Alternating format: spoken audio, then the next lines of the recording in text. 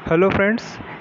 इस वीडियो में हम लोग बात करने वाले हैं काउंटर क्या होता है, इसका डिज़ाइन क्या होता है और ये वर्क कैसे करता है। ठीक है, तो बाइनरी काउंटर जो होता है वो कॉम्बिनेशन ऑफ और सेट ऑफ फ्लिप फ्लॉप्स होता है। कुछ फ्लिप फ्लॉप से मिलके बना होता है जिसके आउटपुट्स जो होते हैं वो इसके इनपुट में अप्लाई किए गए क्लॉक पल्स के रिस्पांस में चेंज होते हैं। तो सपोज़ 3 बिट काउंटर है तो 3 फ्लिप फ्लॉप होंगे और हर फ्लिप फ्लॉप का जो आउटपुट है उसके इनपुट में अप्लाई किए गए क्लॉक पल्स के रिस्पांस में चेंज होगा। तो सपोज़ 3 फ्लिप फ्लॉप है तो अगर जो 5 नंबर ऑफ क्लॉक पल्स अगर अप्लाई करेंगे इनपुट में तो जो आउटपुट होगा वो क्या शो करना चाहिए, 5 शो करना चाहिए। ठीक है, काउंटर का मतलब ही है काउंट करना, क्लॉक पल्स को काउंट करता है। तो 5 कैसे शो करेगा, बाइनरी इक्विवेलेंट के फॉर्म में शो करेगा 101। तो 1 हायर बिट एमएसबी जो है, एमएसबी फ्लिप फ्लॉप एक होगा और एक मिडिल वाला होगा और एक लोअर एलएसबी शो करने का एक फ्लिप फ्लॉप होगा। तो हर फ्लिप फ्लॉप का एक आउटपुट होगा क्यू और उसके कॉम्प्लीमेंट में भी क्यू बार, 2 आउटपुट होता है। अपन को पता है फ्लिप फ्लॉप क्या होता है। ठीक है, तो ऐसा होता है। ठीक है, तो 101 शो करेगा। अगर 4 क्लॉक पल्स अप्लाई करोगे तो 100। तो ठीक है, तो बेसिकली 2 टाइप के होते हैं काउंटर्स, एक असिंक्रोनस काउंटर और सिंक्रोनस काउंटर। ठीक है, तो इस वीडियो में अपन असिंक्रोनस काउंटर को डिटेल में देखने वाले हैं और डेफिनेशन देखेंगे सिंक्रोनस काउंटर का। असिंक्रोनस काउंटर को रिपल काउंटर भी बोलते हैं और इसका नाम क्यों पड़ा असिंक्रोनस काउंटर। असिंक्रोनस इसलिए कहा जाता है क्योंकि हर फ्लिप फ्लॉप जो होते हैं वो सिंगल क्लॉक पल्स से ड्राइव नहीं होते। ठीक है, पहला जो फ्लिप फ्लॉप होगा, एलएसबी वाला जो फ्लिप फ्लॉप होगा, लोअर सिग्निफिकेंट बिट का जो फ्लिप फ्लॉप होगा वो जो होगा वो क्लॉक पल्स से ड्रिवन होगा और जो फर्दर फ्लिप फ्लॉप्स होंगे वो जो है प्रीवियस फ्लिप फ्लॉप के आउटपुट से ड्रिवन होगा। ठीक है, तो प्रीवियस फ्लिप फ्लॉप के जो आउटपुट होंगे वो नेक्स्ट या एमएसबी साइड के फ्लिप फ्लॉप के लिए वो क्लॉक पल्स का काम करेंगे। ठीक है, मैं आपको फिगर डायग्राम में दिखाऊंगा तो आपको अच्छे से समझ आएगा। तो यहाँ पे लिखा हुआ है the counter is called asynchronous because the flip flops are not driven by the same clock signal and hence do not change state simultaneously. ठीक है, अब आप खुद सोचिए कि अगर एक फ्लिप फ्लॉप अलग क्लॉक पल्स से काम कर रहा है और दूसरा अलग क्लॉक पल्स से, तो साइमल्टेनियसली चेंज नहीं होगा स्टेट। क्यों? क्योंकि पहला क्लॉक पल्स पहले फ्लिप फ्लॉप में चला जाएगा। ठीक है, अब उसका आउटपुट जो है नेक्स्ट फ्लिप फ्लॉप के क्लॉक पल्स में जा रहा है। तो जब तक पहला क्लॉक पल्स अप्लाई होगा तब जाके पहले का आउटपुट चेंज होगा। अब पहले का आउटपुट चेंज होगा तब जाके दूसरे का, वो पहले का आउटपुट दूसरे के लिए क्लॉक पल्स है, तब जाके दूसरे का आउटपुट चेंज होगा। तो ये डिले का एक डिले होगा ना, क्योंकि एक क्लॉक पल्स टाइम लगेगा पहले के आउटपुट चेंज होने में, उसके बाद जाके दूसरे का आउटपुट चेंज होगा, तो डिले होगा। तो इसलिए सिंक्रोनस नहीं है, इसलिए इसे असिंक्रोनस कहा जाता है। ठीक है, तो जनरली टी फ्लिप फ्लॉप से बना होता है और it is also called ripple counter. क्यों कहते हैं रिपल काउंटर? बिकॉज जब ये सपोज 3 बिट काउंटर है और 4 बिट काउंटर यहाँ एग्जांपल में लिया हूँ, तो 4 बिट काउंटर का जो अपर काउंट लिमिट होगा वो 111 होगा, 15 होगा। ठीक है, तो जब फर्दर क्लॉक पल्स अप्लाई करोगे तो वो फिर से 000 हो जाएगा। तो ये जो 111 से 000 जाने में ये कुछ इंटरमीडिएट स्टेट्स भी लेता है। ठीक है, तो जैसे आप देख रहे हो 1111 से पहले वो 0111 होगा, फिर 0011 होगा, फिर 0001 होगा, फिर जाके 000 होगा। ठीक है, तो ये जो है अनवांटेड ट्रांजिशन को लीड कर सकता है अगर आउटपुट कोई और सर्किट को भी ड्राइव कर रहा है, और ग्लिचेस भी पॉसिबल है। कैसे अभी देख लेते हैं।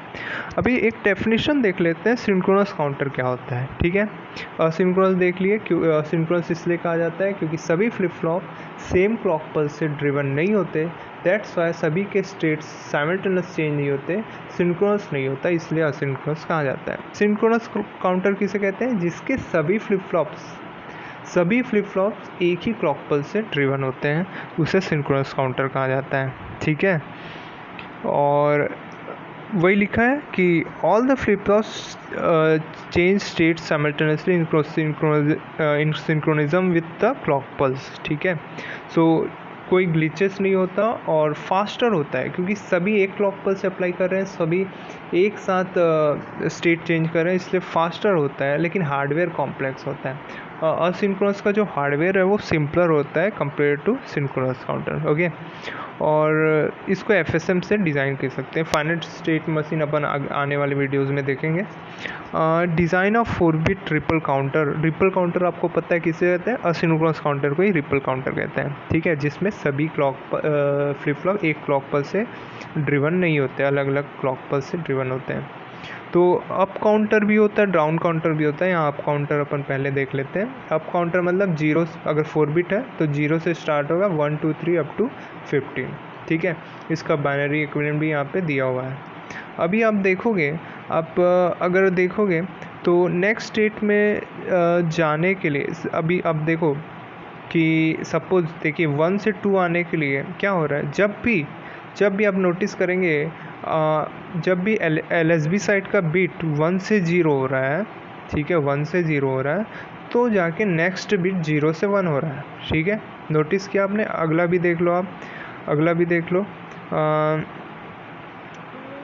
देखो पहला जो LSB है वो तो क्लॉक पल्स से ड्रिवन हो रहा है। पहला जो फ्लिप फ्लॉप हो रहा है वो क्लॉक पल्स से ड्रिवन हो रहा है। तो जब भी अब T फ्लिप फ्लॉप है, जब भी क्लॉक पल्स अप्लाई किया जाएगा स्टेट चेंज होगा।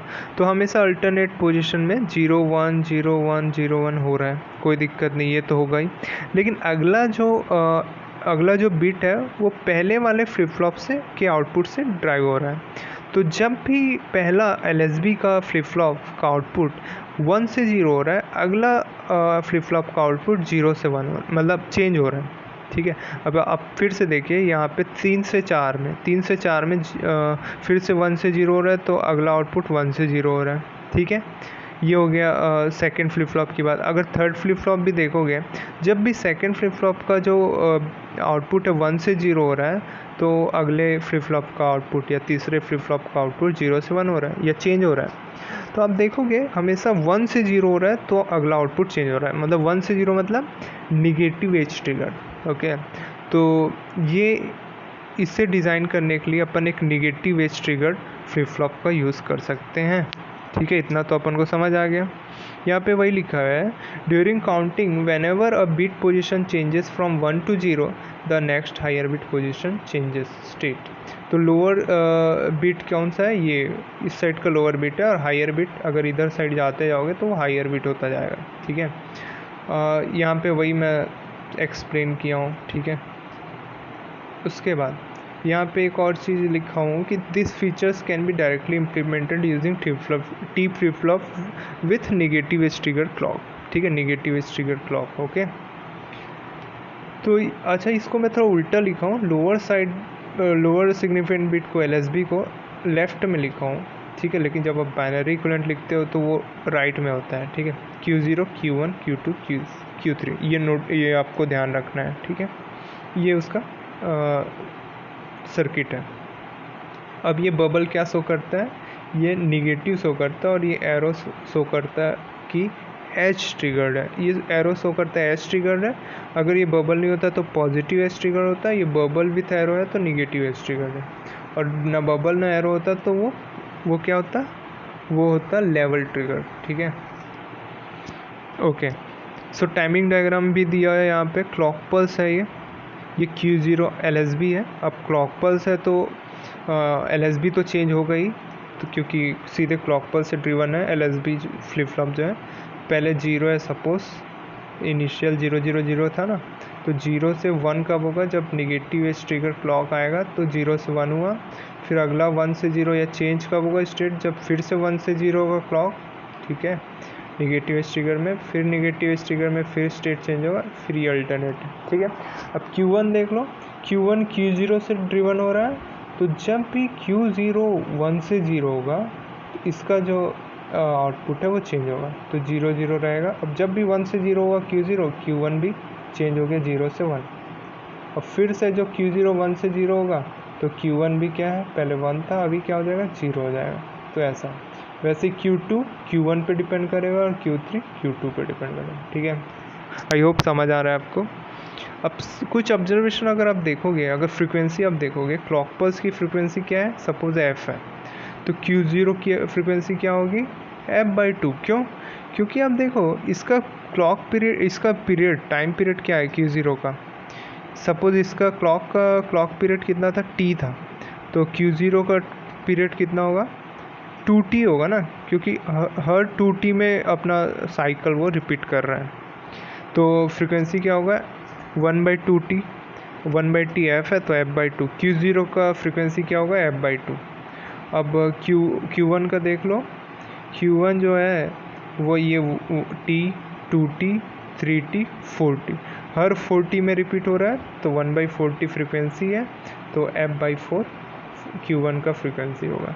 वैसे Q2 का f/8 और Q3 का f/16। अगर सपोज n बिट है तो Qn का क्या हो जाएगा, f/2n। ठीक है, तो n बिट बाइनरी काउंटर को मॉडलो 2n काउंटर भी बोलते हैं, और divide by 2n counter, divide by 2n because of frequency, divide by 2 frequency जो होगा MSB का वो f/2n हो जाता है, 2n से डिवाइड हो जाता है। और मॉडलो 2n इसलिए कहते हैं क्योंकि 2n times number of clock pulse वो काउंट कर सकता है। अब इसमें एक इंटरेस्टिंग चीज़ ये भी है कि जब भी काउंटर अपना काउंट करता है 000 से नेक्स्ट क्या होता है, सपोज 001 मतलब काउंट करता है, सब पहले 0 फिर 1, 0 से 1 में उसको कोई दिक्कत नहीं है, 000 001। लेकिन जब 001 से अगला काउंट कौन सा होगा, 0010 होगा, 010। लेकिन क्या होगा, सबसे पहले LSB चेंज होता है, 1 से 0 होगा, लेकिन अब अगला जो मिडिल वाला बीट है वो चेंज होने में कुछ टाइम लगेगा, क्योंकि मिडिल वाला बीट का आउटपुट डिपेंड करता है प्रीवियस फ्लिप फ्लॉप के आउटपुट पे।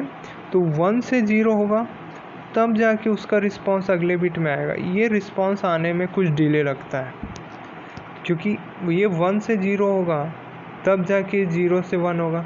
ठीक है, तो 1 से 0 तो चलो कुछ टाइम लगेगा। ठीक है, अब उसके बाद वो अगले फ्लिप फ्लॉप को फिर करना है, मतलब रिस्पांस चेंज करना है, तो कुछ डिले लगता है।